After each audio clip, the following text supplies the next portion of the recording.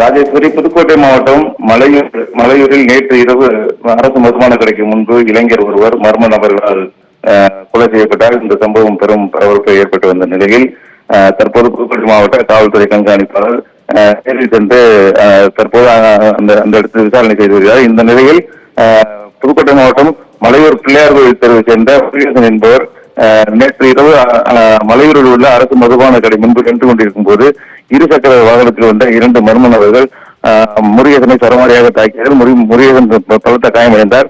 இதையடுத்து அவர் மலையூரில் உள்ள அரசு ஆரம்ப சுகாதார நிலையத்திற்கு கொண்டு செல்லப்பட்டார். அங்கு சிகிச்சை பலனின்றி விரும்பதாக தெரிவித்த நிலையில் அவரது உடல் புதுக்கோட்டை அரசு மருத்துவக் கல்லூரிக்கு பிரேத பரிசோதனைக்காக அனுப்பி வைக்கப்பட்டது. இதைத் தொடர்ந்து முருகேசன் உறவினர்கள் மலையூரில் சாலை மறியல் கூட்டத்தில் ஈடுபட்டு வந்தனர்.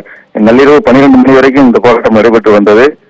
இந்த நிலையில் அந்த சம்பந்தப்பட்ட அரசு மதுபான கடையும் அந்த பகுதியில் உள்ள பெண்கள் அடித்து நொறுக்கப்பட்டு இந்த சம்பவம் பெரும் பரபரப்பு ஏற்பட்டு வந்த நிலையில் தற்போது இந்த கொலை செய்யப்பட்டுள்ள ஐயப்பன், அதாவது முருகேசனை கொலை செய்த ஐயப்பன் என்பவரை கைது செய்து தற்போது விசாரணை நடைபெற்று வருகின்றனர். மேலும் ஒருவரை இது தொடர்பாக தேடி வருவதாக தகவல் தெரிவித்துள்ளனர். ராஜேஸ்வரி.